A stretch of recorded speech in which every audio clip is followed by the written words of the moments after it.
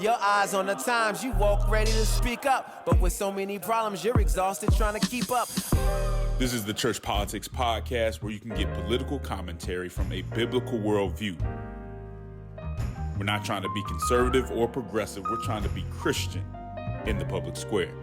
And I'm black as heaven. I'm made in God's image. Nobody can change my settings. Hey man, got off my knees and put an end to my search. It's easy to sell your soul when you don't know what it's worth. With your no good Ann Camp, you're listening to the Ann Campaign's Church Politics Podcast with Justin Giboney, a.k.a. Bishop Cooper's grandson, and the Windy City representative, the baddest brother above the Mason-Dixon line, my play cousin, the Right Reverend Christopher Butler. Now, you guys know that Chris has been gone for a little while. He's been on vacation, jet setting here and there. But I was talking to Slewfoot Sammy, and we're a little disappointed. Because I don't know how somebody is skiing in the slopes of Vail, going to wineries all across the Italian, whatever they call it. Just going all over the world, man, jet setting. And don't bring us back nothing. I didn't get a cigar. I didn't get a T-shirt from Greece. You know what I'm saying? This man been all around the world, been gone from the podcast for what, 3 weeks, whatever it was, and I didn't get nothing. What's up with that, man? You forgot about me and Slewfoot, man. Man, I think the only way that happens is if the person who was jet setting all over one town in Arizona, as if he was also jet setting with 6 children. I think I get a pass. Excuses. I didn't give you no pass. So if you get a pass, maybe somebody gave you a pass. I didn't give you no pass for that. I'm messing with Chris. I'll give you one, and then you give it back to me. I'm messing with Chris, man. Him and his family had a nice little vacation, but we always got to give him a hard time when he comes back. All right. So that's just how we do it on this show.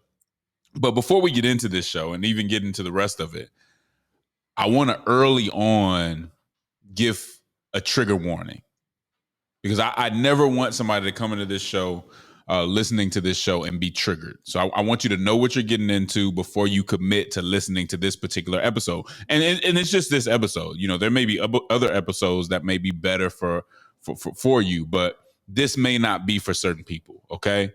So I want to give a trigger warning to those who cannot handle hearing their preferred presidential candidate get critiqued.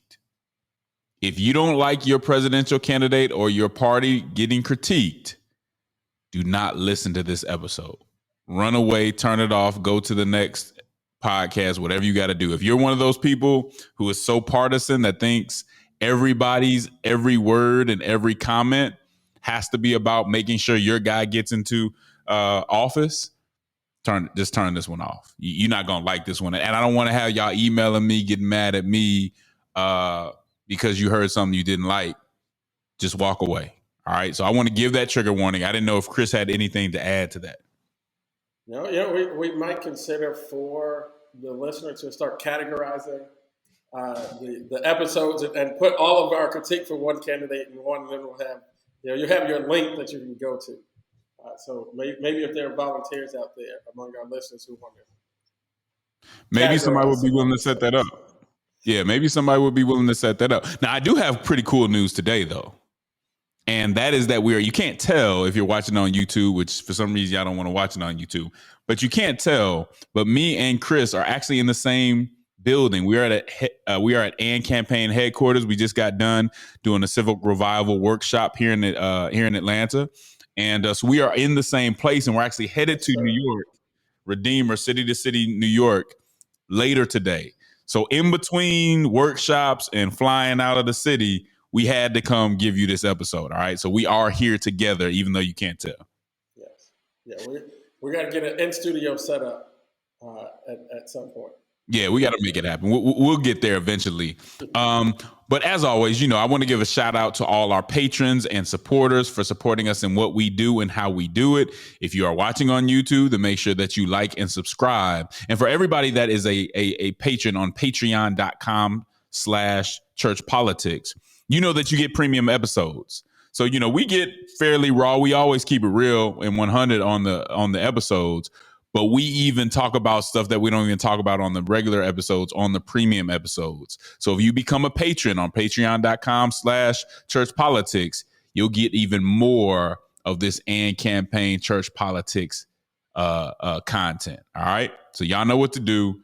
Check us out, show some support, because we cannot do this without you. But let's get into it. Grab your Bible, get your mind right, and prepare to think, not like a Republican, not like a Democrat, but to think like a Christian. So usually our episodes start with scripture, and those of you who have been listening to us know that, so there's no surprise. But I'm not just going to put a scripture in there just to put one in, right? So this particular episode, because of the critiques and the nature of them, always Christian, you know, we're not going outside those lines, but there's not a particular scripture that I think matches with this conversation. And again, I'm not just going to add one just to add one. All right. So that's what's up with that. But let's get into it.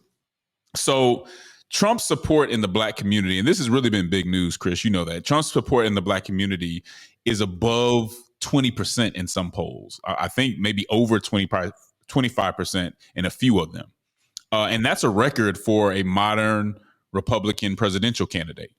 Now, I say modern Republican presidential candidate because before Kennedy, before the Southern Strategy, a large group of black people, a large number of black people voted Republican. You recall that it was the party of Lincoln. A lot of things happened in between that time, but that's just the history of it. And while you see this rise in Trump's numbers, you also obviously see Joe Biden's support has dropped. And in the last poll that I looked at, it had dropped to 63%, down from 92%. So those are significant numbers, right? Because, I mean, we don't have to, there's nothing, that you have to say about that. They kind of speak for themselves. Well, a Fox News commentator provided us with an interesting explanation as to what was causing this shift. And so, Slufa, go ahead and play that first clip. I was on social media last night. Very interesting. As you see black support eroding from Joe Biden, this is connecting with black America because they love sneakers. They're into sneakers. They love this is a big deal, certainly in the inner city. So when you have Trump roll out his sneaker line, they're like, wait a minute, this is cool. He's reaching them on a level that defies and is above politics. The culture always trumps politics. And Trump understands culture like no politician I've ever seen. Question for you on that point, though. Yeah. Will the people that are excited about the sneakers and excited about Donald Trump, will that translate into them going out and voting for Donald Trump? Well, anybody willing to put $400 down for a pair of sneakers? Yeah, I think that's commitment and love. It's something. You're right. It's something. It's affection on some level. I don't think this is just for collectors. It's for people who want Donald Trump brand sneakers. That, again, he's connecting on a different level. And that, I hope he brings new voters into the fold, though, because I have a feeling the people that are going to go buy the $400 sneakers were probably going to vote for Trump anyway. So that's my concern. How does he get new voters into the fold? That's my concern. But I want to move now, of course, to the ruling against him. So you saw it. Apparently, black people are starting to support Trump and walking away from Biden because Trump released a new sneaker and black people love sneakers. That was the expert opinion that we just received. Chris, sometimes people reveal what little regard they have for you in the strangest moments just like that. Those shoes are cold, therefore you should be the president of the United States. Those trademark infringement fake Jordans are so nice that we should put you in a position to nominate the Supreme Court justices, that you should handle foreign policy, that you should be the leader of the free world because you released some shoes. Does anyone, and I hope, man, I hope, I don't even know I want y'all to answer this, but does anyone really believe that that's how black people are going to make their decision for who they vote for president? Do you think that we would dismiss what's going on with the economy, dismiss criminal justice, dismiss foreign affairs, including who might send our sons off to war based on some golden shoes? but this is how out of touch some people are. If Biden is losing black support, which the numbers say that he is, we're not giving you an opinion on that.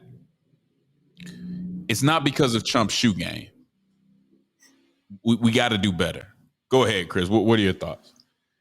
Yeah, I don't know that there's a lot to say about this comment. I mean, I will say that if you just test the veracity of the statement that black people like sneakers, there might be some there. There are a lot of black people who I know who do like sneakers. And I even looked at the data. We spend disproportionately more on footwear than the rest of the population. And I'm not ashamed to say that.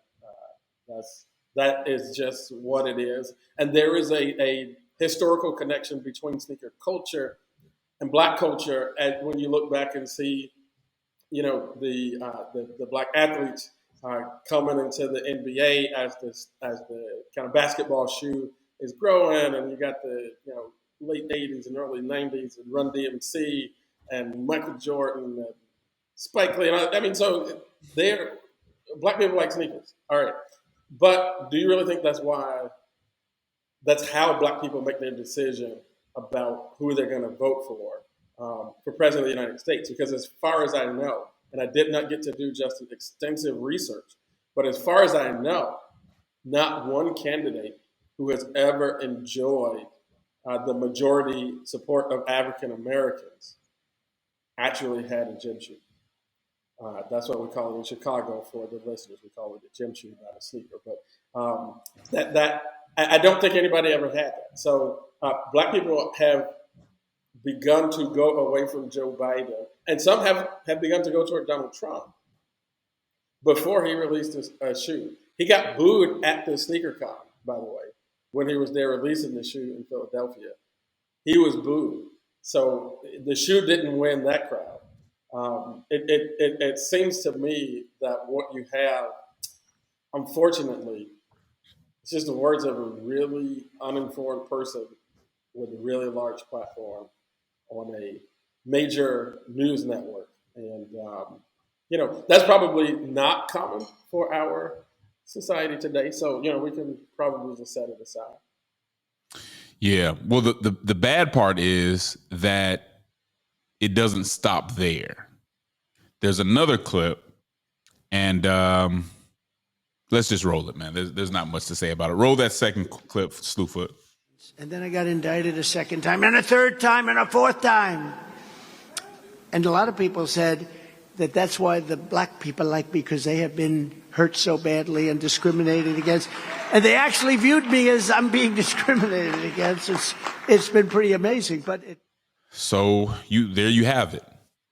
First, we have someone say that the shoe is the explanation for the change. Then we have Trump himself saying that black people identify with him because he's being indicted and he's being victimized, I guess. I want to share a little known fact. Well, it seems to be a little known fact around some circles about African Americans. Most black people are not criminals, nor do they think that being indicted is a badge of honor. I'm not sure who is advising Trump on this matter. I would look into getting some new advisors in that regard if they're telling you that's what's connecting you with a lot of black people. Like you said, it almost leaves you speechless, Chris, to think that somebody would say something like that and think that the people that they are trying to get to vote for them wouldn't take offense to that in some way. Very, very interesting. But the fact remains, he is getting more votes. Now, he was getting more votes before either of these, he was getting more votes certainly before the shoes came out. He was getting more votes even before most of these indictments came out. So that's very unlikely to be the explanation. Something's going on here. And although our expert analysis on those in those two clips is probably very wrong, you know, somebody probably needs to get to the bottom of what's going on here. And maybe there's an opportunity for Democrats to do it, but something tells me they will not. Any comments on this Trump commentary? Yeah, you know, I'm gonna point to this article a couple of times, but somebody actually has done a little bit of work, actually talked to Black people, at least a sampling of Black people who have switched their support from Biden to Trump. One of the things that I would urge the former president to pay attention to is that more than one person said that they feel like some aspect of his policy agenda outweighs his racist rhetoric. These are not my words. These are the words of voters. But it should really say something to your folks, even folks who are supporting you are telling you that they're doing it in spite of you, But I don't know, there are probably other people on the other side of the aisle, on other news networks, Justin, that have a better read on this situation. We probably should just listen to them. Probably should just listen to them. Well, here's the interesting thing. It's not only the Republicans making comments like this, the Democrats are actually getting in on the fun as well. And we will talk about that when we come back on the Church Politics Podcast. Your eyes on the times, you walk ready to speak up. But with so many problems, you're exhausted trying to keep up. This is the Church Politics Podcast, where you can get political commentary from a biblical worldview. We're not trying to be conservative or progressive. We're trying to be Christian in the public square. And I'm black as heaven. I'm made in God's image. Nobody can change my settings. Hey man, got off my knees and put an end to my search. It's easy to sell your soul when you don't know what it's worth. And we are back on the Church Politics Podcast with Justin Giboney and the Right Reverend Christopher Butler. So we just went over some expert analysis on why more Black people are supporting Trump. Analysis which we found to be completely wrong and baseless. But it's not just the Republicans, Chris, that have an explanation as to why more Black people are walking away from, you know, some of the things the Democrats are doing. The Democrats have their own explanation. And my man Van Jones offered his explanation about why Black people aren't supporting Democrats as much as they were in 2020. Now, I'll be clear with you. I actually like Van Jones. I appreciated his last book, which encouraged Americans to build relationships, talk across ideological lines and divides, and provided actually some hope for uniting America. And I thought it was good. I mean, he's somebody who's always civil and usually very thoughtful. But sometimes my man gets a little too partisan and seems to be using Democratic talking points instead of just shooting us straight. And that's, you know, I'm just calling it like I see it in that regard. So again, let's just go to the Van Jones clip and see what he has to say. Justice reform and some of the stimulus support was welcome. So what's actually happening, though, is that there is an online influence campaign. Correct. Some of it, I think, is coming from Russia, China, and Iran that is whipping up that conversation way in unnaturally. Yeah, but let me ask you again. You asked the question, I want to answer it. Go ahead. So there's a solid block that's not going to move. There is some actual legitimate frustration and fatigue, but there's also, and we have to talk about it more, an online influence campaign designed to depress and distress Black voters and to split and to split Black voters. Let me just put it on the screen. Let me just look at poll numbers.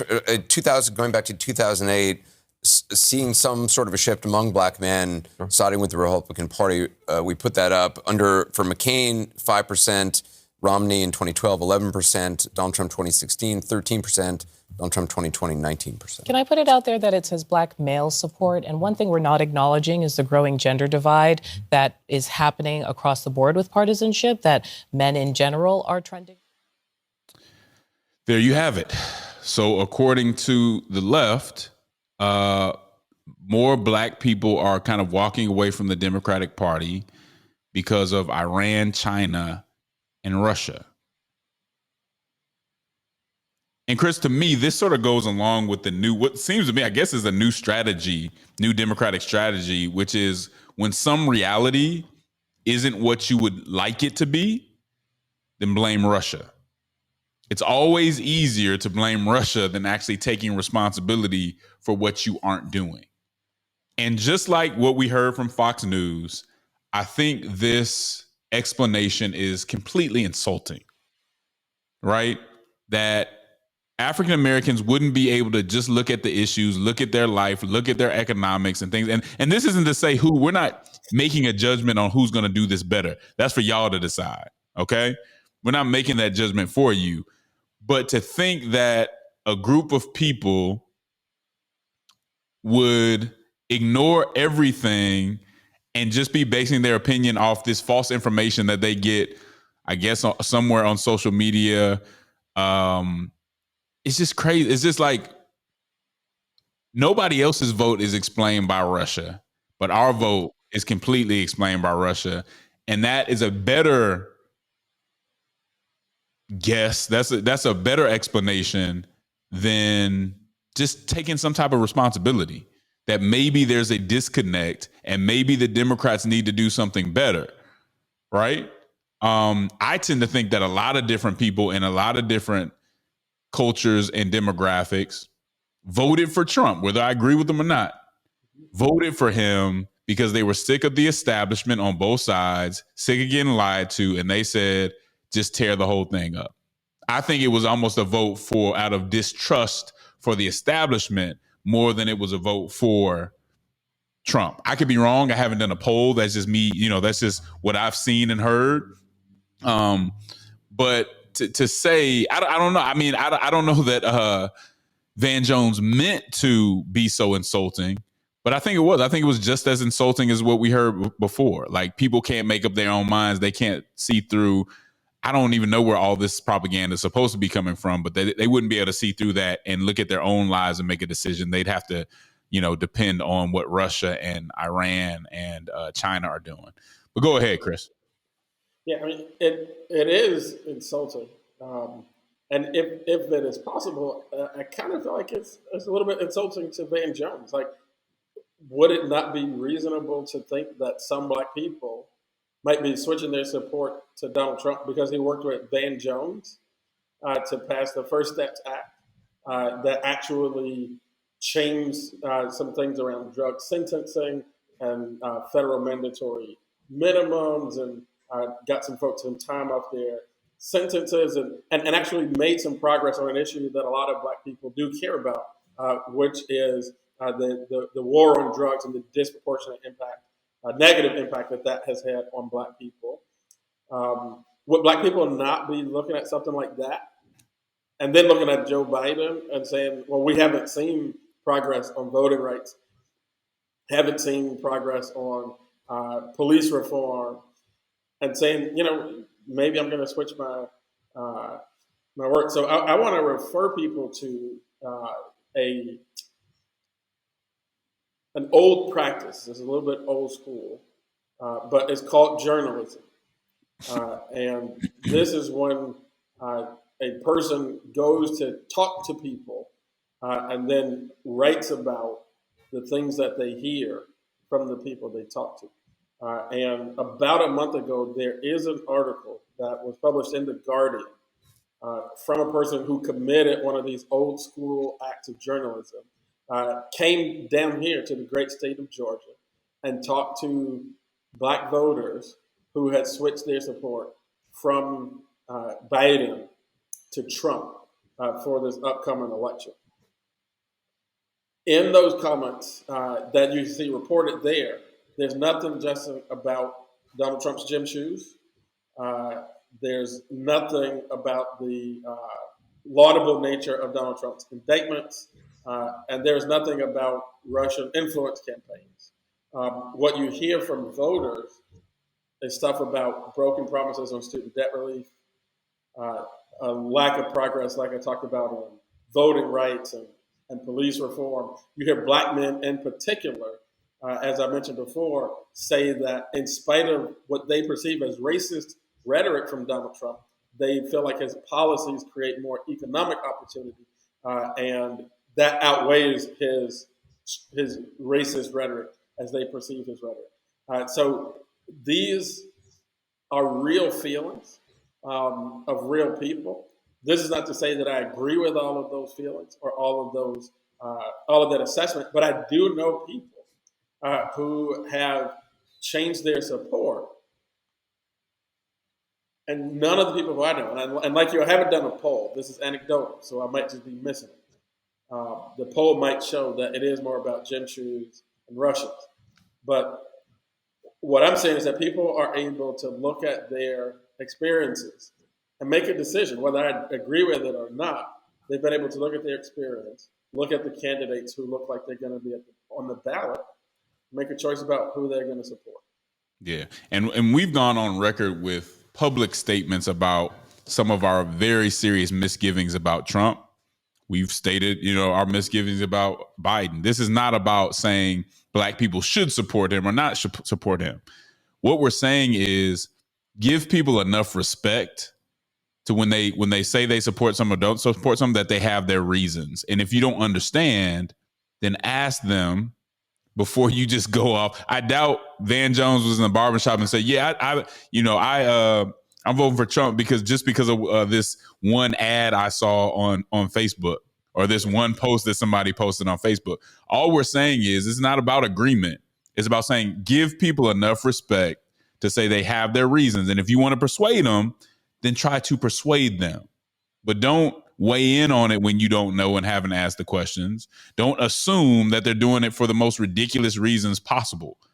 And don't be so quick not to take some level of responsibility for it. Because people take that commentary, unfortunately, and they run with it. Oh man, Russia's about to mess up our elections again. I've seen no true journalism that said Russia, China, or Iran was really at a place where they were really about to ruin our whole election because they had so many ads and all this stuff that American people, that's what all they were getting, and that's the primary place where they were getting their information. I've seen nothing to that point. So I don't think fact, there's been research to suggest the very opposite, right? That right, even there's to very this little, time, right? That has been attempted. It just has not had a significant impact. So before making those comments, again, and that's why I say those comments seem to be very partisan, very much trying to create, an issue that's not necessarily there. Even if you disagree with people, even if me and Chris disagree with the stances that this 20% is taking, it's still 20%, right? It's not 50%, it's not 40%, it's still 20%. Even if we disagree with them, I'm not going to automatically dismiss them. And what we see in this clip is really dismissing people, and I think to the Democratic Party's detriment. Yeah, and I think almost to both, right? Because that's the real harm, right? When you make that assessment, what you're doing is letting yourself off the hook for taking people seriously, right? So if I'm in the Fox News Donald Trump camp here, then I don't have to make serious policy proposals and campaign to Black folks. I just have to get indicted and release gym shoes. And if I'm sitting in the seat with Van Jones and the Democrats, then there's nothing I can do. I can't change my strategy in the Israel-Gaza conflict. I can't do anything on voting rights or policing reform or student debt or healthcare. There's nothing I can do because, it's the Russians. And that's the part that is most infuriating to me, is that both sides kind of create a false environment in which they don't have to take people seriously. Right. No, I mean, that's it. Only the elites can see through the propaganda that everybody else is just, at jeopardy of changing their whole identity and everything else about how they engage. But the elites can see through it. Nobody else can. So yeah, I think some of this stuff is lazy. I definitely think it's insulting. But it is what it is. Make sure that you ask people why they believe something, and don't just take somebody else's word for why a whole group of people is making a decision. And that's not to say that people don't make decisions based on things that don't make sense. It's to say I'm not going to make the assumption that that's the case I'm gonna have a conversation. And the people that I know that are leaning away from the Democrats aren't doing it for any of the reasons stated by on the right or the left for them doing it. We will be right back on the Church Politics Podcast. Your eyes on the times, you walk ready to speak up. But with so many problems, you're exhausted trying to keep up. This is the Church Politics Podcast, where you can get political commentary from a biblical worldview. We're not trying to be conservative or progressive. We're trying to be Christian in the public square.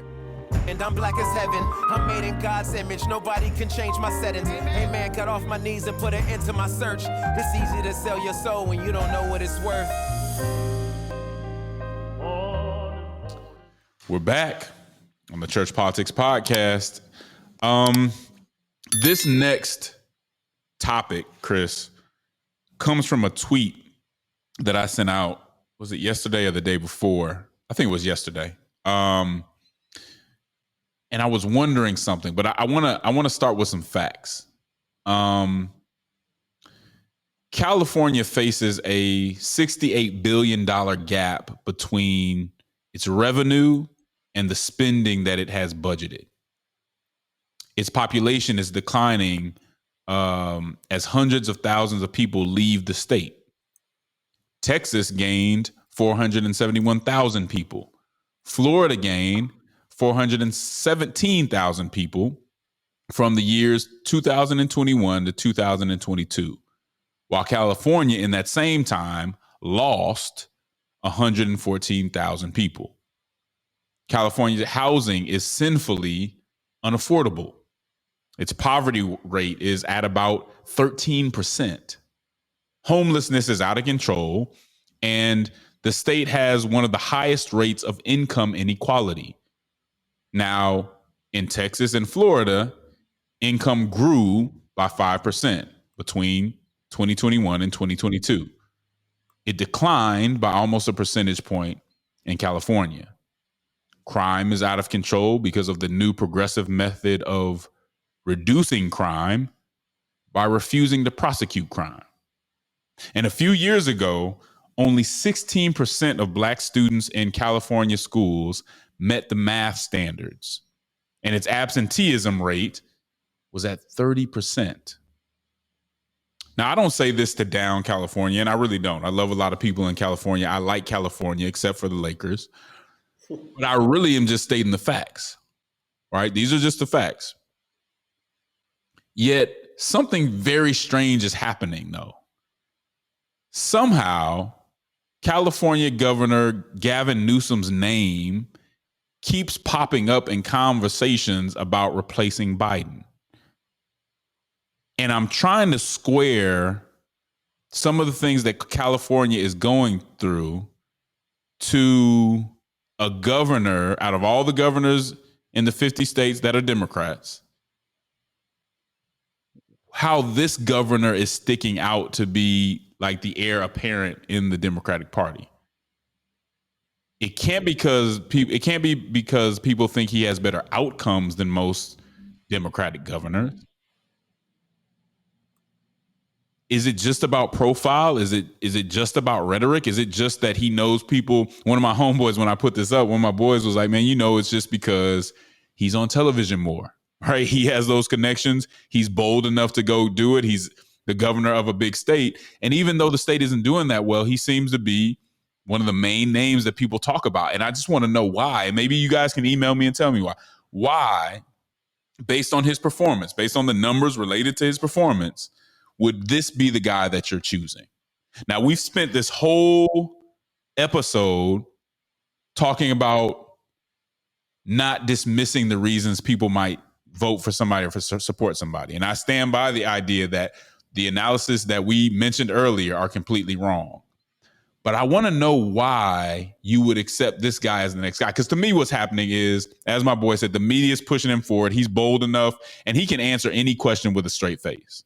I thought not a DeSantis fan, not a Gavin Newsom fan when I did suffer through watching them debate. And one thing I noticed about Gavin Newsom, Chris, was that no matter how bad the situation was and how bad the facts were for California on a certain issue, he would answer the question straight-faced, shamelessly, and just get through it like nothing was wrong. It was just no shame. No, yeah, we got to improve there. It's like, what are you talking about? Like, you could name a statistic that was clearly correct, and he would just act like it was a lie and that he was telling the truth. It was almost scary. So he is a very polished politician. I think that has something to do with it. I think people feel like I've heard people say he explains Biden's record better than Biden explains his own record. That's great. But what about his policies now and what his policies are doing? And one thing that I fear about people supporting Gavin Newsom is his effectiveness in attacking the other side. And I think that's part of the reason why some people like Trump, because he goes so hard at the left and he does it in a way that is ruthless. Are we all really going to continue to choose our leaders based on that basis? Are we choosing them on attractiveness? Are we choosing them just on profile? What is going on here? Because based on policy and true leadership, leading your state towards where it needs to go, I don't see anything but failure there. And yet somehow this is the name that pops up. So to me, Chris, this is an instance where we see, unlike the other three examples we gave earlier, where there is a brokenness to how we're making some of these decisions. And this is the nuance that we have to deal with, the nuance that we have to say, hey,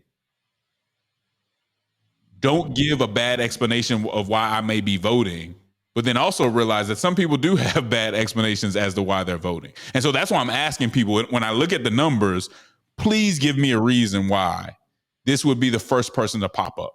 Because we can name a lot of other governors in a lot of other states that are Democrats that might be a better person to bring up to this point, but that's just not what's happening. And I think it's an instance of the brokenness within our system and the brokenness within our perceptions. Go ahead. Yeah, I think you put your finger on it. And I'll say this as somebody who has participated in Democratic Party politics, run for office, supported campaigns, volunteered, the whole nine. Nobody's voted for Gavin Newsom. And unfortunately, what you see is more of a selection than an election. And I think increasingly we are moving, I think as a society, but especially inside of this party, to a much less democratic approach to how we find our candidates, right? Rather than having an open primary process where, voters, Democratic Party activists, and all those types of folks get to listen to candidates, make their case, and wade through something like their record, right? What have you done in California? Like, don't explain Joe Biden's record. Explain your record, right? And let people hear that and make a decision among a group of folks who want the role. You see this tendency now for donors and media to coalesce around folks. It doesn't matter about their record. It doesn't matter about their experience, because you look at. I was looking at one article that was looking at sort of top 5 folks who might replace Joe Biden should he step aside.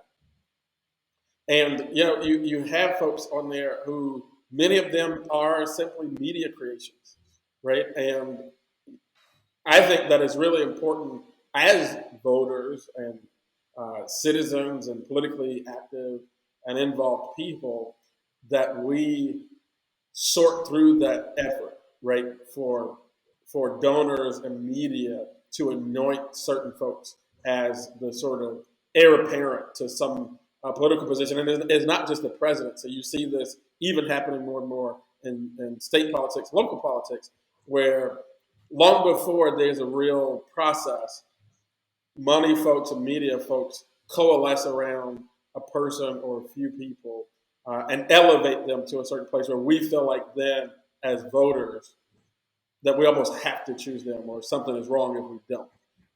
And so all the things that you laid out, I think, is is great reason for the media to coalesce around Gavin Newsom. He is a very savvy politician. He seems to love the fray, which is, as part of running for president. But nobody's chosen him right now except for donors and media. That's it. And I think as a people, we need to push against that. Right? We need to say, no. We make these decisions. You do not make those decisions. And so when you see people kind of slip into, no, he speaks so well. Yeah, but he doesn't govern well. Right? He does not govern. I mean, and I'm open to it. You guys, if you're a patron and you get the premium episodes, you can send questions into us and we will answer your questions. That's the other thing that I didn't mention. If you're a patron, we will answer your questions. Please tell me what he does that shows us that Gavin Newsom actually governs well. Governs well. That's what should matter. Okay? Not how well he attacks Trump, not how well he can smooth his way towards acting like the Democrats are doing everything right. No. How does he govern? Because we're going to be and let me just show you my heart on this on both ends. Because y'all know me, I don't care about either party. People suffer when we put people in office who talk good, who look good, but don't know how to do their job, who would rather have these partisan fights and spew propaganda everywhere, but don't actually take care of the X's and O's and the services that people need to make their lives better. He's not doing that.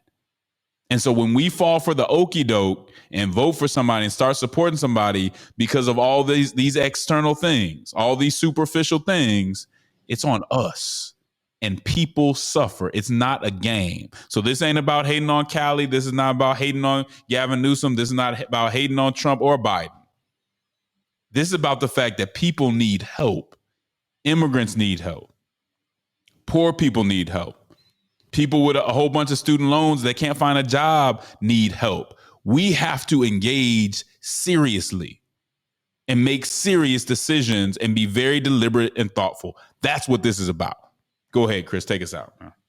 Yeah, and I think that media especially really fall short of their sort of obligation to society when you don't ask those questions, right? Thank God you speak well. I got to tell you, I miss the days of a president of the United States who can articulate an idea in a cogent and effective way. That is an attribute. But what have you produced in your career, and especially somebody who's a governor? I mean, you've been the chief executive of an entity of government. Let's look at the track record. Like, how are you running things? And we should at least be able to inspect that. And the role of media used to be, and I hope that one day it can return, to help the people inspect those types of things. Right. And not just push forward the narrative. But unfortunately, a lot of folks are just not interested in doing that right now. Yep. So again, do not just dismiss why people might be moving their support over to somebody, but at the same time, understand the nuance that sometimes we don't make decisions in the way they should be made. Or, to your point, Chris, we allow donors and the media to make that decision for us. This is the ugly, nuanced, complicated truth that is us. We will be right back. No, we won't. This is over. I was about to do another. Do y'all want another segment? It's not another segment. I'm sorry. I didn't mean to trick you. I didn't mean to pump fake you. Let me switch that. And Camp, you know what it is. There's a cross that neither political conservatism nor progressivism is fit to bear. There's a civic hearing in need of faithful witnesses who love social justice and won't surrender the truth to be loved by the world. Politic with the boldness and compassion of Jesus Christ. Until next time, Ann Camp. We'll holla at you.